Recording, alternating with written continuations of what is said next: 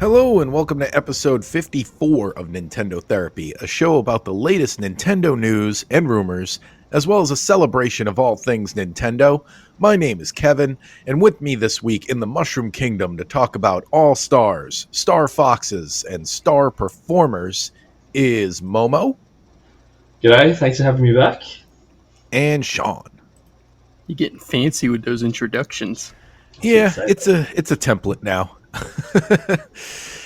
So everybody, let's I know we got a lot of Mario talk coming up at the end of this podcast, but first, one thing I thought would be worth mentioning is this week Nintendo released they periodically do this. I don't know if there's like a specific time that they do it or if they do it every February. They finally have the data from December or whatever, but they finally listed the best-selling Nintendo Switch games as of December 31st. Oh, So- this is total? This is total, yes. So in the history of the system, as of the last day of 2023, these are the top-selling Switch games. So I just thought it was interesting to go through. Obviously, Mario Kart 8 Deluxe, it's never going to be dethroned as number one. It's like a third of all Switch owners have this Wow. game. It's crazy. Like 33% or more. That should be more than that. Yeah. Yeah, I didn't expect Animal Crossing to be right under it. Wow. Yeah, that had a big takeoff with the pandemic, and I think they'd be crazy to not start the next system with an Animal Crossing at least within the first year, because of Yeah. how many of these people, look at how many of the previous Animal Crossing games sold. They all sold like 6 million, 7 million ish. This is 40 million. So that means there's like 30 million people who this was their first Animal Crossing game. So That's crazy. it's time to try to bring them back. And then next was Super Smash Bros. Ultimate, which Nintendo, do you believe Nintendo when they say they're done with this series? No. No. No. Yeah. I think that maybe the guy who's designed all of them is Sakurai? done. Yeah, Sakurai might be done, but Nintendo, no. Yeah, it's too much of a pillar at this point. It's a staple. It's like every console needs a Mario, every console needs a Zelda, every console needs a Smash Brothers at this point. It's I guess Kirby is in that club too. I'm just curious if they're going to get crazy and expand the not Nintendo character thing even further. Yeah. Well, Yeah, because it's like, how do you top the roster of this one? And I've made no secret that I prefer a smaller roster in fighting games, but obviously that's not their strategy, so we'll ignore that. How would you top a roster this big? Like, I it's have like no idea. you're gonna have 1,000 characters? Like, what are you gonna do? Every assist trophy is a character. You can be. And then the next best-selling Switch game was Breath of the Wild. They've sold 31 million units for Breath of the Wild, which is That's a lot. it's a lot. Yeah, it's For a still, Zelda but to game? put it in Yeah. perspective of how much Mario Kart 8 has sold, half. It's half of what Mario Kart 8 Deluxe has sold. So we're only at number 4, and we've already cut the sales in half because that game has sold so much. Hmm. And then, yeah, Mario Odyssey's fifth. I thought that would have sold a little closer to 30 million. Well, 27.6. You can round that to 28. It's still pretty good. But I feel like 3D Mario usually, I don't know, just seems like it's more popular than that. I think, if I'm not mistaken, these numbers also don't include digital sales. Yeah, Probably not. Nintendo never, Because that never means- covers digital. Yeah, so that means Mario Kart 8 Deluxe has sold like 80 million units. Yeah. Like, the that's attach rate, nuts. the attach rate for Mario Kart should be like almost like 80%, easy. Yeah.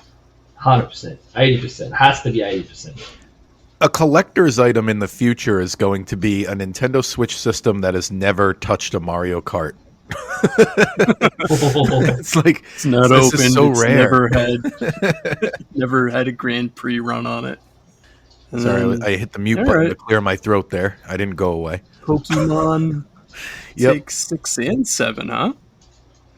Sword and Shield 26.1, and Scarlet and Violet 24.3. Wow, that's It's up there. Scarlet and Violet's going to overtake that pretty quick within this year. Don't they have a DLC coming for that game? The Shield? Yeah, I think. It might I have think they dropped. do have another DLC coming. Oh yeah, the next one. Yeah. But that comes down to Pokemon. Like, let's be realistic here. That comes down to Pokemon being what it is from what Pokemon is as a what's what I can say? How can I say this? Like not just nostalgia, but like what Pokemon is like in this world. What it represents. Yeah. Like people buy it for the sake because it is Pokemon. The brand. You know what I mean? I think is what you're trying brand. to say. Thank you. Yeah. Yeah. I'm not saying that. Also, Scarlet and Violet were advertised so well. Like, it got me back into Pokemon after so many years. A lot of people came back to the series for whatever reason. I don't know what it was about Scarlet and Violet and the marketing they did for it, but it brought a lot of people back who had checked out over the years. And I gave it a go. you even did though too, I yeah. stick And it's with funny because it was that buggy mess that Yeah. brought everybody back.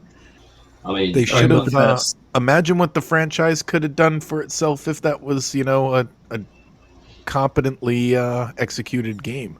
Well, I mean, we don't need to name names of games, but a certain game kind of doing what most Pokemon fans wanted. Well, except for like certain things of that game, Yeah. but like the general aspect of an open world, just go and you know what I mean, like that type of mentality. Something you play with your pals.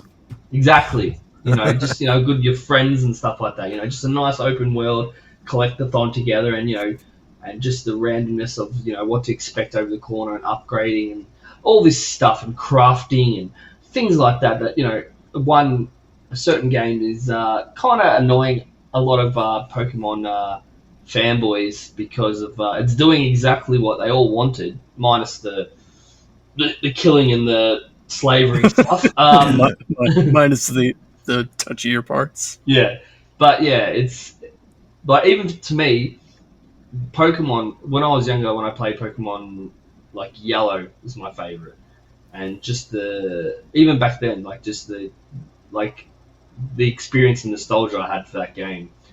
I only hope it's like the Breath of the Wild being what the original Zelda, what they wanted, that like big. Yeah. You see that over there, you can go there type of mentality.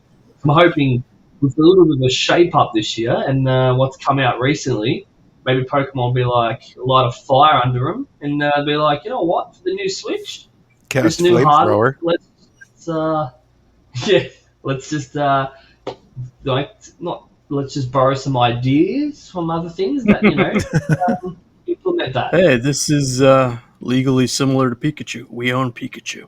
Exactly. Oh, all right. So number 8, Super Mario Party, the one you like, Kevin, not the one I have. I kind of like them all.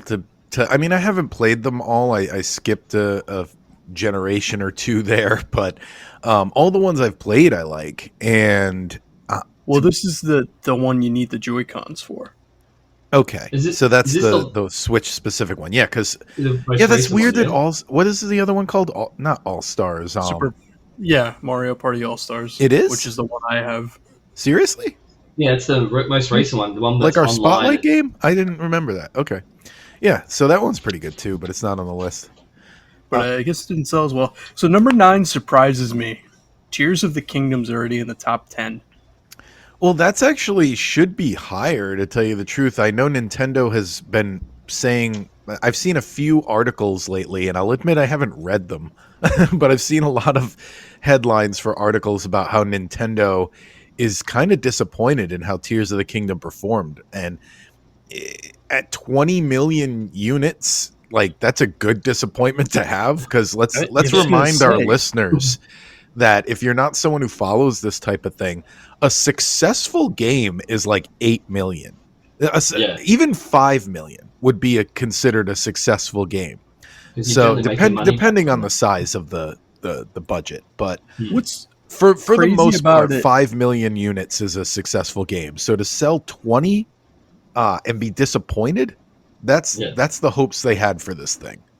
Yeah, but not only that, it's not even a year old, and the game before it is only about 11 million ahead of it. Yeah, that was the crazy. next thing I was going to say. And Breath of the Wild so far has only sold 30 million, 31 million. So I guess they were expecting it to top Breath of the Wild. No, to be I'm honest, sure it will. I don't think so. I think Breath of the Wild was one of those cultural moments where, like, where were you in that trailer? You know, where were you? Don't get me wrong, the Tears of the Kingdom is fantastic. The level of customization and stuff, and I love Tears of the Kingdom. But Breath of the Wild is just something, you know what I mean? When you go back and watch that trailer they showed off when they showed off the Switch for the first time, and that last thing they did was the trailer during that presentation, you tell me that memory, you're going to remember that. It's like when you first remember. Have you ever seen that YouTube video of when they showed at E3 the original Twilight Princess trailer? And that guy like loses his shit, you know, and they didn't realize. I gotta look that up because I'm sure I've seen it, but it's been a long time. Yeah, there's that kind of reaction video for everything these days. Yeah, but I mean, like, Tears of the Kingdom was obviously with the new system as well helped as well with that hype. But like to see Zelda for the first time, imagine like this. I don't know if the new hit system actually did. I'm not trying to be a contrarian here. I know I'm disagreeing a lot, but I don't know if the new system did help the hype, because it's funny. You can go back and look at YouTube videos from back in, 7 years ago, whenever the Switch came out. You can find a lot of videos on that first Nintendo Switch reveal that you're talking about that thought the Switch was going to fail.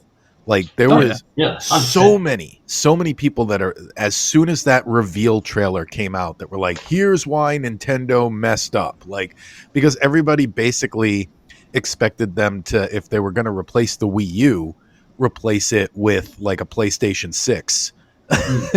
and be like, you gotta dominate the market, and people were like, it's underpowered, and we didn't like the handheld gimmick with the Wii U, so it's not gonna work here either, and stuff like that. So I don't know, you can go back and watch those videos. They're funny in retrospect.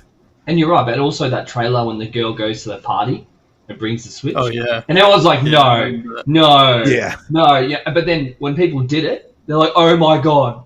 Once they got it in their hands, it was different. But like, I get what you mean. Like the lead up to the launch of the Switch, that whole reveal, Nintendo. I had faith in it. I had to stand outside the GameStop and wait for it to open to get mine, because, I mean, I pre-ordered it, but I did the foolish thing and I pre-ordered it at the GameStop in my area that opened at I think it was 10:30 instead of the one that opened at 8 a.m. And as I'm waiting in line, I was like, man, if I just went to a different store, I could have been playing it right now. Well, I actually haven't told you this story, but I was one of the select few in Australia, around Australia, in Melbourne, where I live, so got to go hands-on with the Switch and play Zelda early before the Switch came out. Oh, that's cool. Nintendo was doing a little lead up to the thing, but to try Zelda out, and they didn't tell us that the Switch was going to be there. So I got a chance to. It was locked to I couldn't take the Joy-Cons off or anything like that. Mm-hmm. It was locked to a metal clamp, so I couldn't lift it up or anything like that. But I had the opportunity. Modest, Momo. Tell the truth. You won a didgeridoo contest, and you I've never really won kangaroos. That's correct. And they gave you. And koalas as well. Switch time. Oh yeah, koalas. And I'll tell you now, the moment I held it in my hand for the first time, even though I couldn't lift it up, but the moment I got to play with it and play Zelda, an early build, so we played the Great Plateau, and the best thing about it was, because I was watching so many videos of them playing, the Nintendo Treehouse of them playing the Great Plateau and showing where all the shrines are, I literally speed run. On my 20 minutes, I speedrun it. I was able to get the glider, and everyone's like, from the Nintendo, they're like, oh, no one's ever got the glider before. Because I remember watching all the Nintendo Treehouse, so I kind of knew going in how I'd like to get as far as I could to get off the Great Plateau. And I was able to get the glider. No one else there could get the glider, because I skipped everything. I just went, yep, cool, this way, good. All the shrines, I just want the glider. So Nice. Yeah, it was a good experience. So yeah, I never told you that story before. Yeah, but I got to play it. I think it was like a month or so early before it was released. That's That's really pretty cool.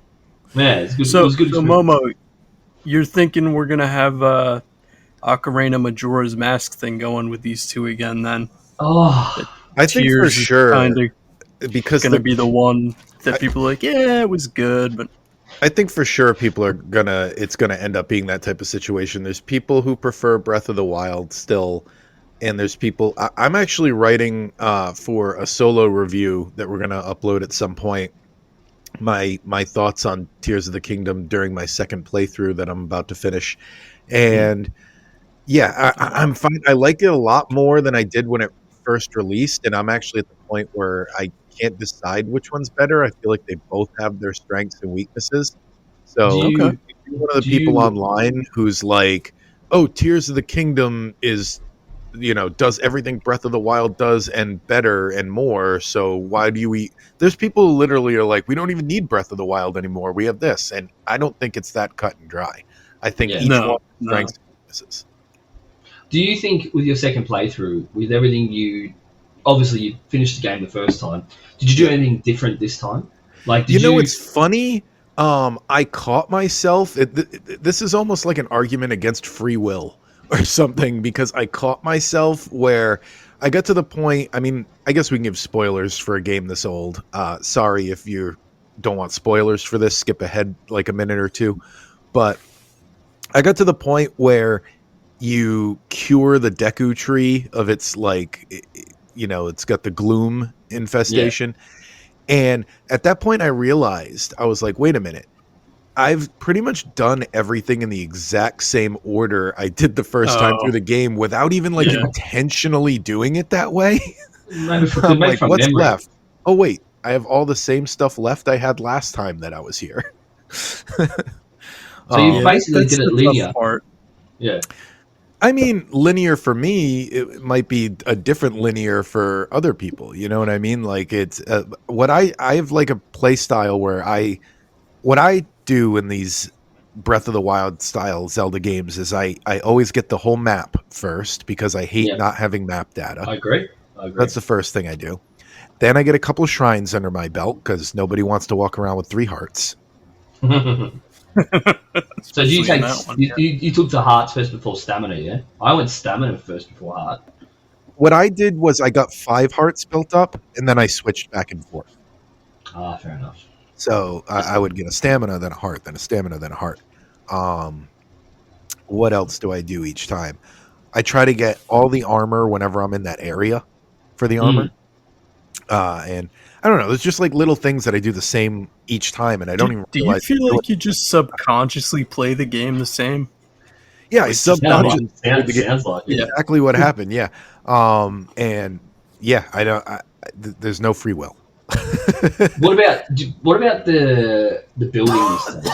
Did you do less building, like construction, or the fact of the matter you knew the stuff you wanted to build, and you built it and saved it, so you knew, like, you know what I mean? Like, did you do anything different with the building, like all the construction and stuff like that? But like, So like yeah, I'm going to devices talk a and lot things? about this in the review I've been writing, but Oh, I guess we'll wait. that's then. actually Right. my least favorite part of the game is the building and the whole pretty much everything with Ultra Hand and Fuse.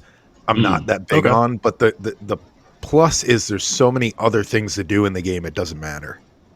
Yeah, I you was know. gonna say, maybe. And obviously, maybe I I thought, can like tolerate it, but yeah, but I thought maybe like you build that little hovercraft bike and save it. You know how you can always bring it back up or something if you need to use it, like things like that. Like maybe this time around you built the things you knew you'll need and help you, See, and then leave I've it. done leave that it at that.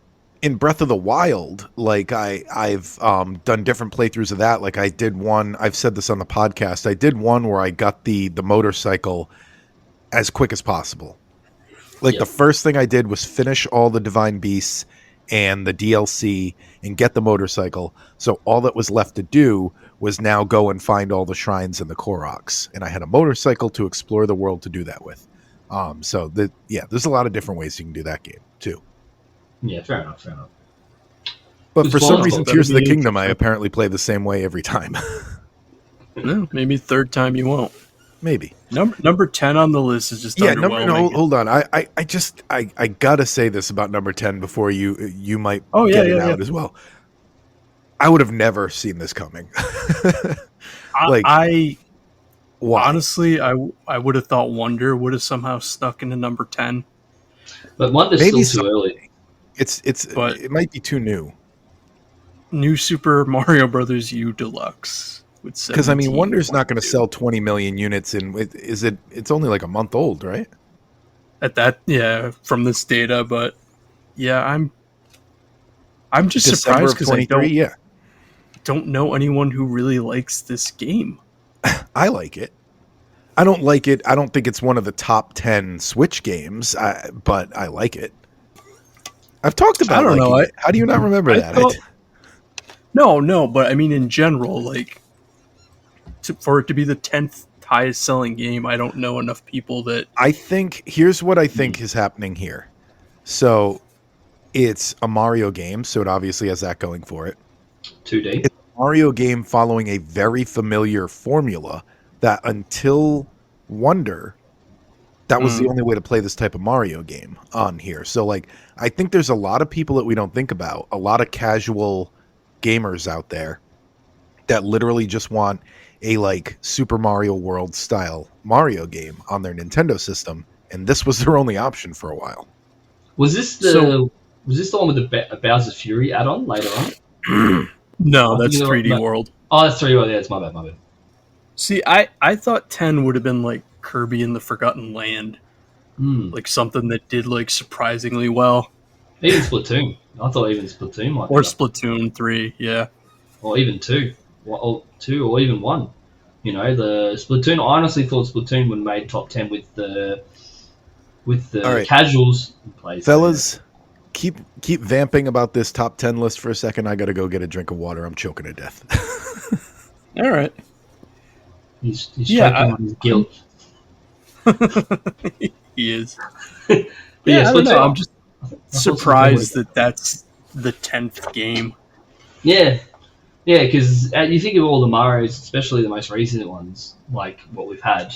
Even if you think of like Mario, what do you call it? Mario Maker. You know, I know Mario Maker. I would have been like, oh, okay, that's the 10th highest selling. That makes sense. Yeah, I don't know. because, It's just a what it weird was. choice because it's Well, between 1 and 10. It's like Wii U stuff that like you're obligated to own on Switch. yeah.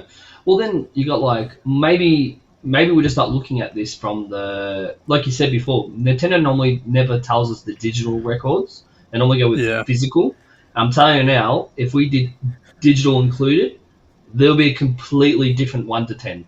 I'm not saying that For sure. the ones in the top 10 won't be there, but the order will be different. I think Breath of the Wild would be at least second. I'm pretty sure Mario Kart will still be number 1. My confidence will be there, 100%. I think Breath of the Wild will be second, and I think there'll be a few other shuffles here and there, and then the new additions of like Splatoon and things like that. Because I'm surprised Splatoon didn't make the top 10. But like I said, if it's digital, if we added digital, I think Splatoon, at least one of the Splatoons would be in the top 10, 100%. Okay, sorry about that. I ate dinner too fast to record a podcast, and now I got food dust in my throat. Oh yeah, that's right. I forgot it's nighttime. Yeah, because I'm going to have lunch after this. So well, I did kind of have lunch for dinner. I had a barbecue chicken sandwich, so it's pretty much lunch food. Nice. But now the bread. You get that like bread dust in the back of your throat. You start choking on it when you eat it too fast. Anyway, we can move on to the next. So there's not really anything else for news this week, but there was a pretty cool rumor that I wanted to talk about. And the rumor is that there's a new Star Fox game coming for the Switch 2. So this rumor comes from leaker Zippo, who we've mentioned on this podcast before. He's made some accurate predictions. Good track record. According to them, their latest claim, this new Star Fox title will supposedly launch sometime in the next 12 months. It's being developed internally at Nintendo, which would be a first for the series since Star Fox 64.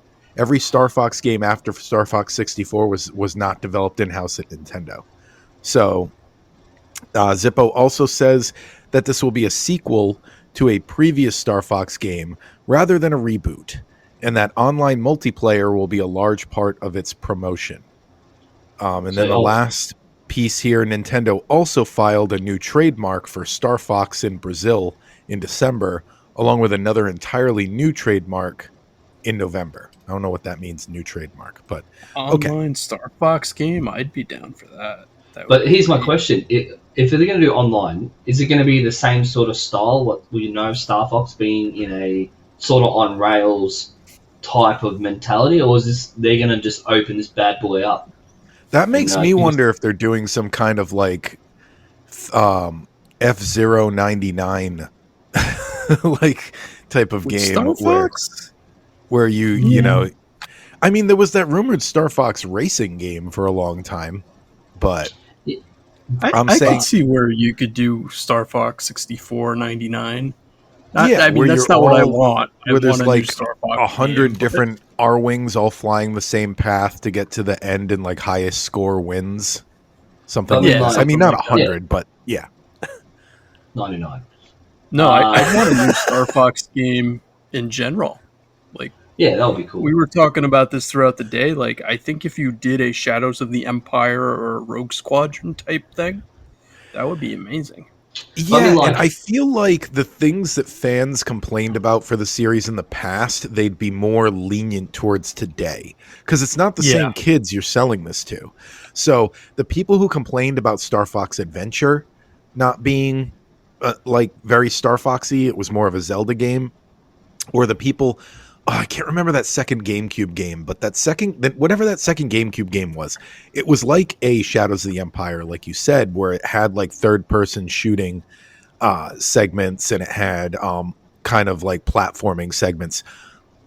But people hated it at the time. They were like, "This isn't Star Fox. I just want to fly my ship." I think now, as long as you do incorporate a decent amount of ship flying into the game, people would be more accepting of different play styles for stuff like that. But Star Fox Assault? That's what it was, yeah. But do you think, with say hypothetically, obviously this new game coming, you know, according to the rumor, do you want this game to be a much bigger, so you have more maneuverability with the R-Wing and able to do more things rather than being? I mean, don't get me wrong. There might be a couple of areas where you might be stuck on like a rail type. Give us the old nostalgia feel that you can move around, but it's kind of like on a rail. But then other parts of the game, it's just open, free flowing, and you can choose which way you want to go and who you want to battle. Or I actually would like it more on rails, because that's or not the whole game necessarily on rails. I think here's my pitch, and I told some of these things to Sean earlier today, because I've been thinking a lot about like what I would like from a new Star Fox game. And what I would like is, I like the bit where you choose your path. You got the 3 paths and you choose one. That's like essential, I think, to the Star Fox experience. It's familiar. Let's not get rid of what's the expression here? What's not broken. Don't fix what isn't broken. That's what I'm thinking. So you pick the paths, but just like how not all of the sections of the paths are flying, like in the new Star Fox games, like sometimes you have a tank level, sometimes you have a submarine. You could incorporate those third person like levels into the paths, where when you get to this section of the path, you're going to run around this level and have to, I don't know, collect keys. That's the bad version, but you get what I'm saying. Star Fox key collector. You shoot things where you collect keys. Third person shooting section. And then another thing I'd like is, I kind of stole this idea from Mega Man X series, but I think it would be cool if on the flying sections, because the Star Fox team is very often not utilized. Like they're just kind of there to talk. Almost always like, oh, Slippy's gonna get in trouble. Yeah, and then Peppy's I think it would be whatever. Yeah, I think it would be really cool to give them each their own unique abilities, and you could choose one of them to be your wingman for each flying level. Like if you choose Slippy, he's good at finding hidden locations or pointing them out to you, and then you go get them. You choose Peppy, and he's good at finding power-ups for you. He'll shoot a thing ahead, and the power-up will be there, and you still have to collect it. Or you could have, like, Falco is good at fighting other enemies for you, so it makes the game a little easier. He shoots down a lot of the enemies, like something like that. And you could, like, pick who you want on your team. I took that from Mega Man X8. I think it was 8, but yeah, there was like a system in that game where you chose who was like commanding you, and each one had like different strengths and weaknesses. But yeah, I'd like to see that. I don't know, man. I'd like this. I think Star Fox has a lot of potential to be a great sci-fi series, and Oh yeah. they tried it with the DS version that had like the 10 different endings. I think they should, like, that game didn't fail because that was a bad idea. Well, having 10 endings kind of is. But trying to go deeper into the lore wasn't a bad idea. It's just that game, you know, wasn't for everyone, and they need to make something that's more accessible but still tries to give a good story. And I think Breath of the Wild is something they should look at as an example for how to do this. And I'm not saying this needs to be an open world game, but what I am saying is some of the stuff that worked for Breath of the Wild was basically a soft reboot. It doesn't really fit into the timeline anywhere. So they could do a Star Fox game that's like a soft reboot. It had more focus on story than previous Zelda games. Like, it even had voice acting and cutscenes, which Zelda games really didn't have much of to that point. And I don't know. I've rambled for a long time about what I want for a Star Fox game. What do you all think? I mean, I like I said, I would love a Rogue Squadron type mission-based game where you could still have too, with like objectives, the multiple and stuff. paths, but like, you know, really, I agree with Momo. Like, free up the flying sections. Don't have it be on rails. Like, Well, give you could it have more of that. because if I remember correctly, it was only one level, but in Star Fox 64, if I remember correctly, there was one level that was like an open environment that you kind of flew around in, and they could just do that more and make the area bigger. You know, like have some levels on rails, some levels open. Because I think like stuff in space, like space dogfights, like those not being on rails makes them more exciting and interesting. Oh, for But sure. maybe keep the on rails stuff to the planet based stuff. But Yep. I mean, you could do all the different vehicles. I mean, even going in the Earth thing, like you could have it that, hey, this mission you can pick somebody other than Fox. So, oh, all right, cool. You're gonna be Falco, and you gotta like infiltrate this facility and get these plans or something. I don't know. You could do all sorts of types of things like that with it, and I think it'd be cool. Or have like a co-op element to it, and you can play together cooperatively with 4 people, and everybody can be one member of the squad. I don't know. There's just a lot of things I think you could do to open it up, because in my opinion, it should be one of their most popular franchises. And I know it's because they keep starting over every console generation with it, but I feel like there's way more open audience for Star Fox than like Metroid, because Metroid, although it's sci-fi, is very specific. Like, it's either FPS or it's the 2D Vania. So Yeah. I don't know. I don't feel like they're as limited with Star Fox as they act like they are. Yeah.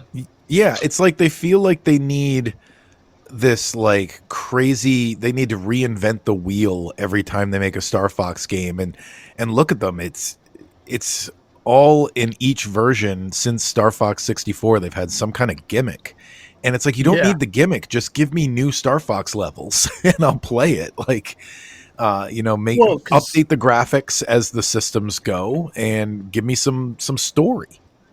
I've heard the Wii U one was pretty decent. It's just it relied on the weird control scheme too much, and And the DS one relied on the touchpad, and the 2 GameCube ones relied on not flying spaceships, which is what Star Fox is. So like it's Right. like they, ever since Star Fox 64, they've just been like had a crazy idea every time, and it's like, how about you just give us a normal one?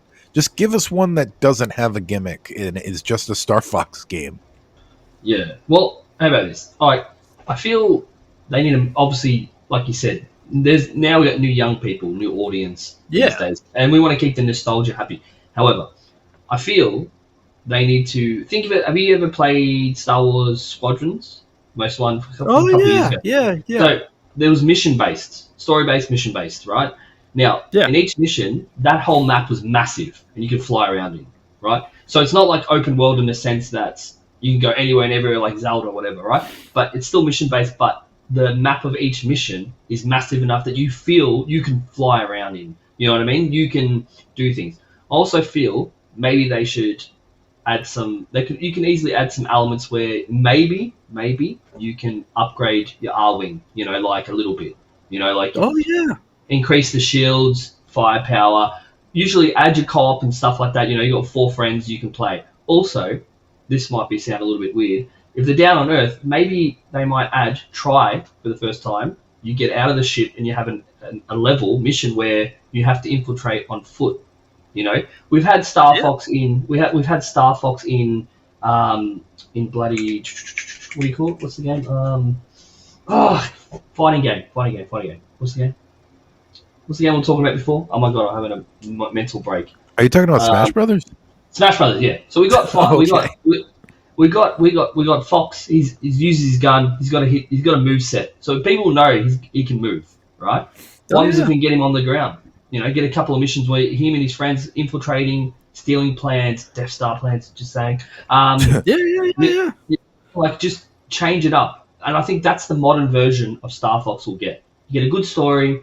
You get missions where it feels nostalgia because the missions are big, but you're still within a certain limitation where you can move around. You add your friends for co-op or solo.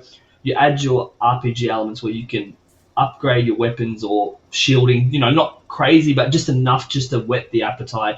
And you have some on ground or in space landing on a space station or something like that. Death Star.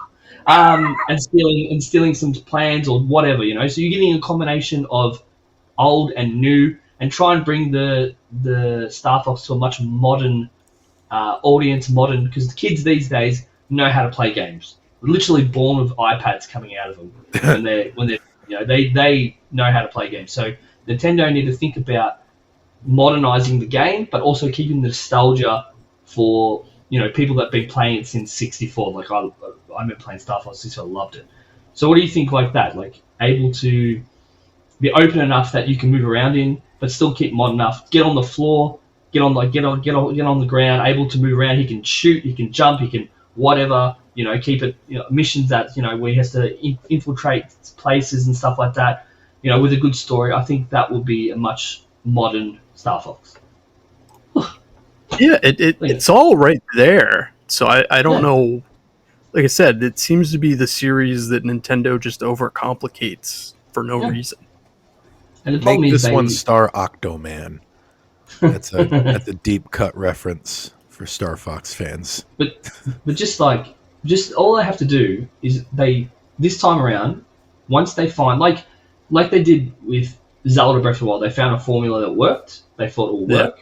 Stick with it for until you feel, and then change it around if you need to. But like find a new formula. This is the standard for Star Fox. You know, add the elements that you feel immersed in playing. I mean, obviously give the option, maybe give the option to have the nostalgic, you know, the camera, third person camera view, you spinning around flying. Or for the new people, maybe you want first person. Just saying, never know.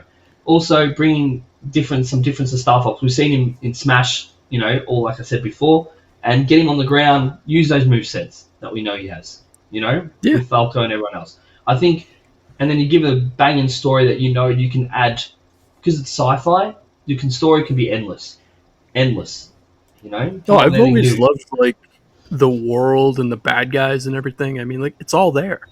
You know, it needs the gameplay to back it up. Yeah, just modernize it a little bit and still keep the nostalgia for the older generation that remember playing at a young age, And I think you find the right balance there, you got a winner, 100%. So I think it's And no make it, secret that we support this rumor, and we hope there's Star Yeah. Fox on the way. And hopefully it's a launch title. You know, Yeah. because it'd be Or something within the different. first. Well, if the rumor is true yeah. and it's coming out within the next 12 months, it's if it's not a launch title, it will be a year one title. Yeah. Yeah, Maybe- which maybe again to- would be cool. And if you get people jumping on board with hopefully being able to transfer their current Switch stuff over. Oh, Yeah. hey, Star Fox. And give me They some didn't cool do anything with this. amiibos. Ooh, Oh, But anyway, make the amiibo powers really good too. Like I love that. That's one thing I loved about Breath of the Wild and Tears of the Kingdom is that the amiibos are actually useful. But anyway, all right. I don't want to get too much into the Star Fox bogs here because we got a spotlight game that I think is going to take us like a million years to talk about. So last week we pulled Super Mario Brothers for the NES, and we decided that we were going to also review Super Mario All-Stars because now we have drawn every single game that's in All-Stars except for Lost Levels, but whatever. Well, I'm pulling a mulligan. We're doing them all right now. So, Lost Levels isn't a real game to me. wow, sick. Bird. yeah, I'm kind of in the same boat. It felt like a bonus. So Super Mario All-Stars came out in Japan September 13th, 1985, and it came out in North America February 1986. Wait, that can't be right. What? Did this not update? Came out in Japan. Okay, I don't know what that was. That must have been last week's number. This came out in Japan July of 1993 and North America August of 1993. That makes more sense. And it was released 4 days after the Super Mario Brothers movie. So there were actually promotions that they did in Japan, which you can watch the commercial on YouTube, where there's like it's like a red carpet movie premiere. That's what but that's from? Yeah, but it's for the game Super Mario All Stars. And Okay.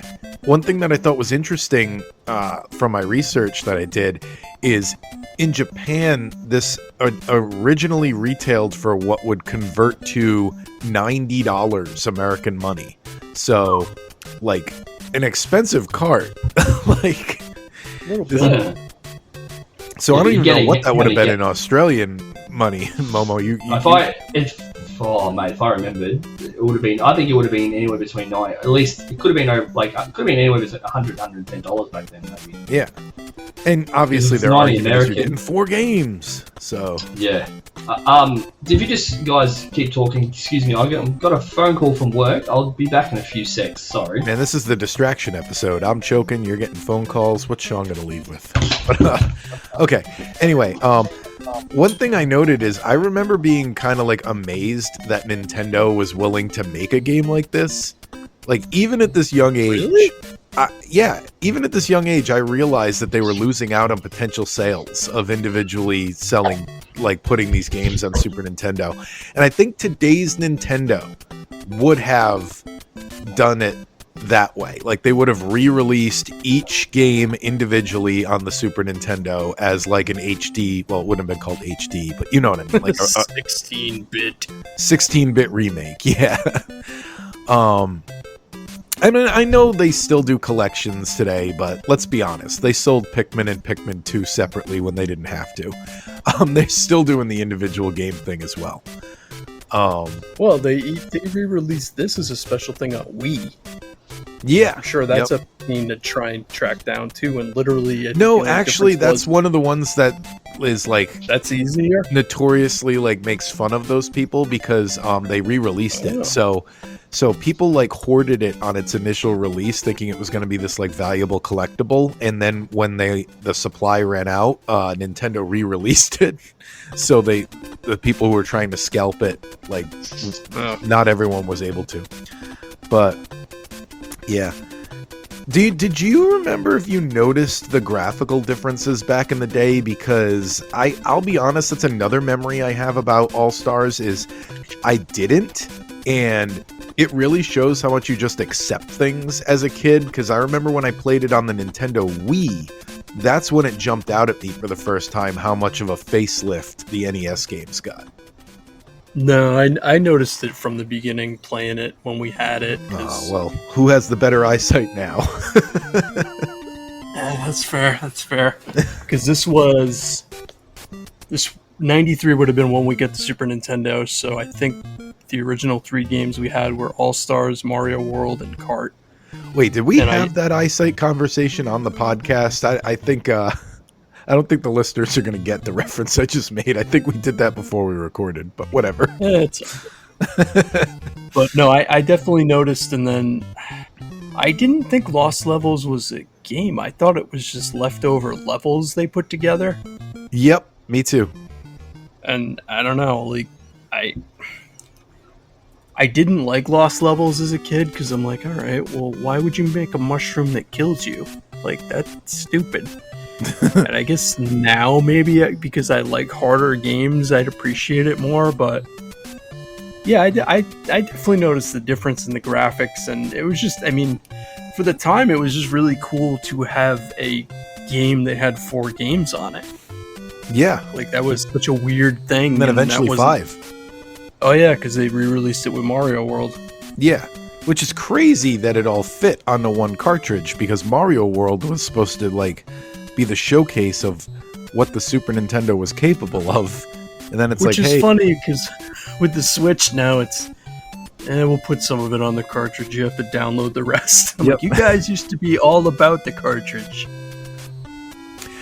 And I gotta say, as far as all the games go, I think this is the definitive way to play almost all of them. Like, maybe I could see the argument for Super Mario Brothers 3, playing the original NES version. It's not the definitive 3, but like NES is the definitive 3. But yeah, the others, okay, I'll give that to you. They even changed some stuff. Like, did you know they gave like a little cutscene at the end when you finally save Princess Toadstool for Super Mario Brothers for the first game? I thought that was always there. No, they couldn't do that on the NES. That little like circle, like, I don't know, but yeah, they added that. I did not know that. So. Also, these games finally have a save feature, which by itself kind of makes them the preferred way to play.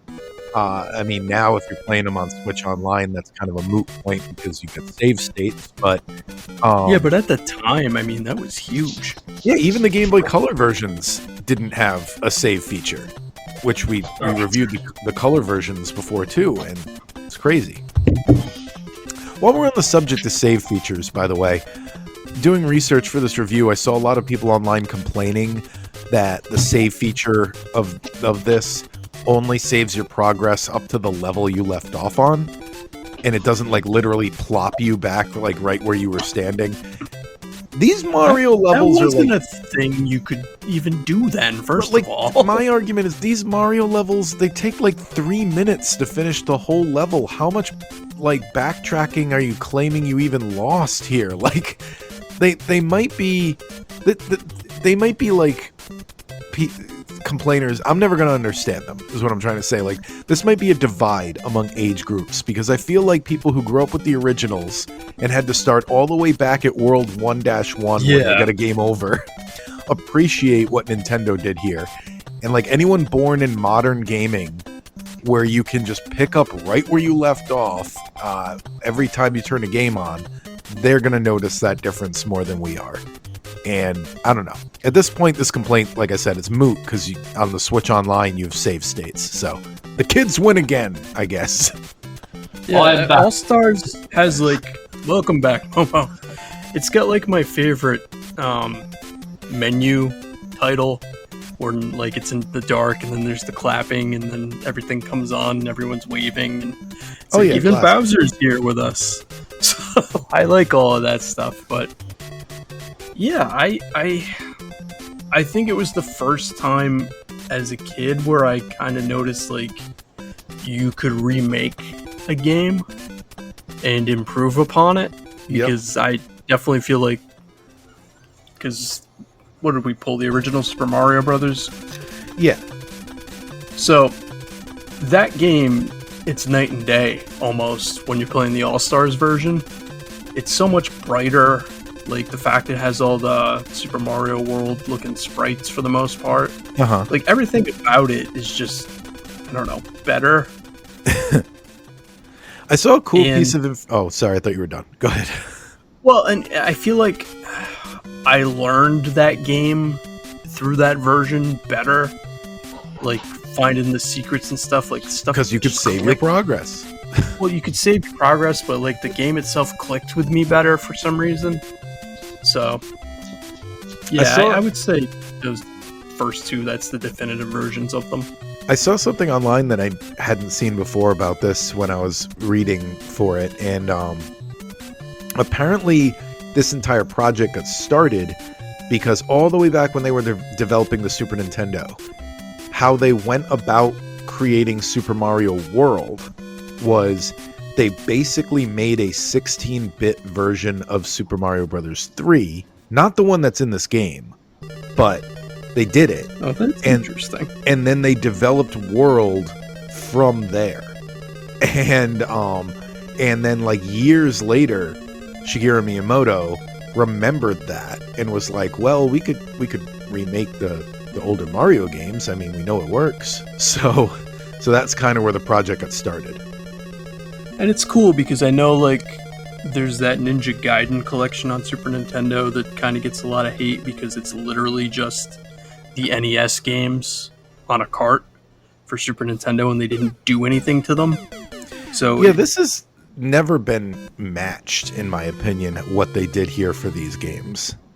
Because pretty much every collection after this just, like, they might remake one game in the collection, but for all the games to be remakes and for there to be 4 of them, it's crazy. Well, I will boldly say the original All-Stars is significantly better than 3D All-Stars was because it didn't feel lazy. Yeah, again, that was one that just put the games in a collection together. It's like it should have been called All-Stars. It should have been called Super Mario Collection. Because All-Stars is when you do this to it, dang it. Because it gave you that impression of, oh, well, I remember the quality and the time they put into that. And nope, they did not. Momo, what did you think of Super Mario All-Stars growing up? You know what? I think Nintendo. I think the game itself was such a unique concept at the time. Like having all those 4 games in one. You know, like in one cartridge, you had all this in one. You know, the package deal I felt was pretty cool. And I think it was the first time I played. Was it Mario 2 for the first time? And to me, that game still feels like the most unique one on that list of things. Obviously, Mario 3 was my favorite. You know, with all the secrets and the whistles and stuff like that. I remember playing that game like ridiculously a lot when I was younger. But Mario 2, I think I never finished Mario 2 until I became an adult. I think. Yeah, I didn't either. But me too. But the concept was so unique. Yeah, the concept was so unique where each character has their own ability, and it was. I think it was just them playing around with the possibility in the future. With like you can see in modern day now that the different like Mario, most games like sport games and that Mario's the all rounder. And, you know, I also think of the original 3 Mario games, that was the one that needed a save feature the most because like the first one, obviously you've got the warp pipes, the Mario Brothers 3 you've got the whistles, but yet there are you can warp and skip worlds in Mario Brothers 2, but it's more obscure. It's like you have to put that potion on a specific jar. And it's not, I don't know, it's just a secret I never really learned. I don't know where all those locations are still to this day, but I can tell you where to get all the whistles. I can tell you where to get all the warp pipes. I know it like the back of my hand. That just, Super Mario Bros. 2, the warps weren't as well known. And it just needed a save feature more than the others did.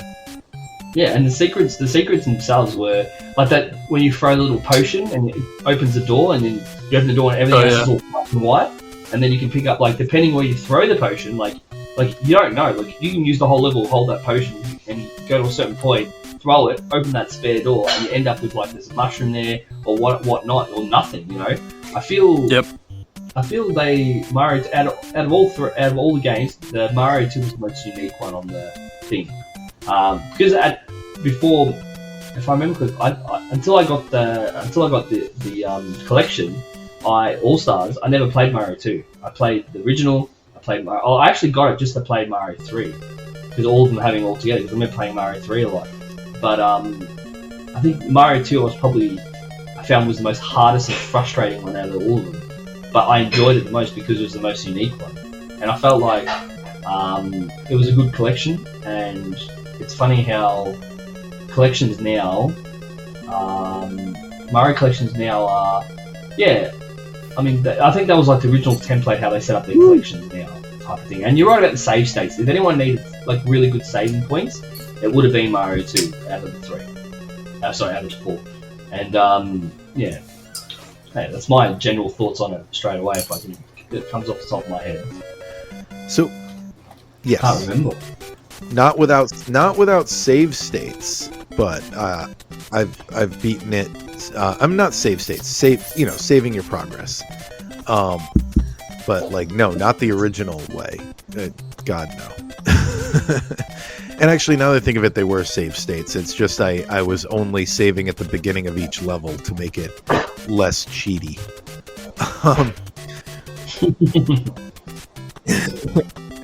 But I had a question. So I'm gonna give my ranking, and that'll segue into the question. So my thinking on how to rank this game is, so this game contains all of the other Mario games. So I basically looked at, okay, which one do I have ranked the highest, which is Super Mario World. And I ranked it right above Super Mario World because I'm like, well, this has Super Mario World plus the other 4 games, so it's obviously better. So I put it at number 6.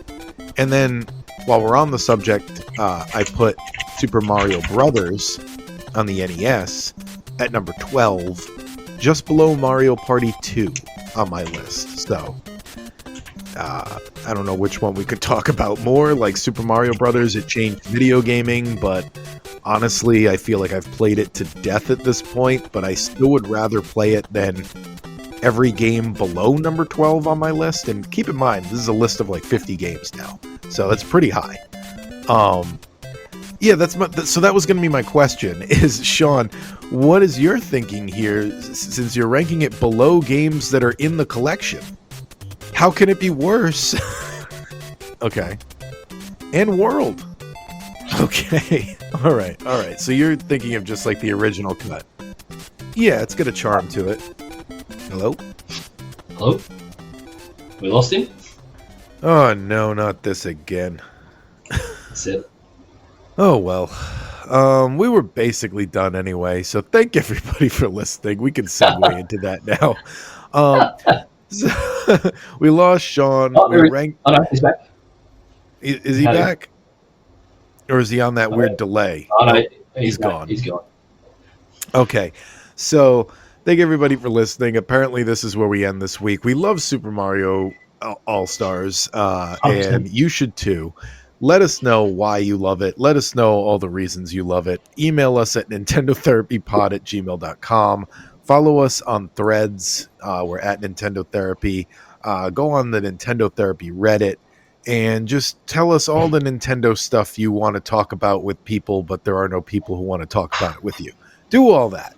And tell us what you want from a new Star Fox game while you're there. And tell us if you finished Mario 2. Did you ever finish Mario 2? So, yep. First, we gotta pull next week's game. I almost ended the episode without doing that. So let's go to the randomizer and see what we're playing next week. All right, so next week we are playing Shinobi 3 for the Sega Genesis, which is not a game I'm familiar with because I was more of a Ninja Gaiden I don't think I've played that before. Ninja player. So we'll be playing Shinobi 3. I hope I don't need the storyline for Shinobi 1 and 2 to understand it. All right, thank everybody for listening. We'll see you back next week. This has been just like tripping downstairs for an end of a podcast here. But It was a fun podcast of just mishaps. we all got through it together. I choked on a sandwich. Momo had a work call, and Sean Yep. just got booted from the chat altogether. You know what? Because maybe the Nintendo guys were like his review that he was going to give or his score. They weren't happy with, so they just cut him straight away. See you next week. See you next week.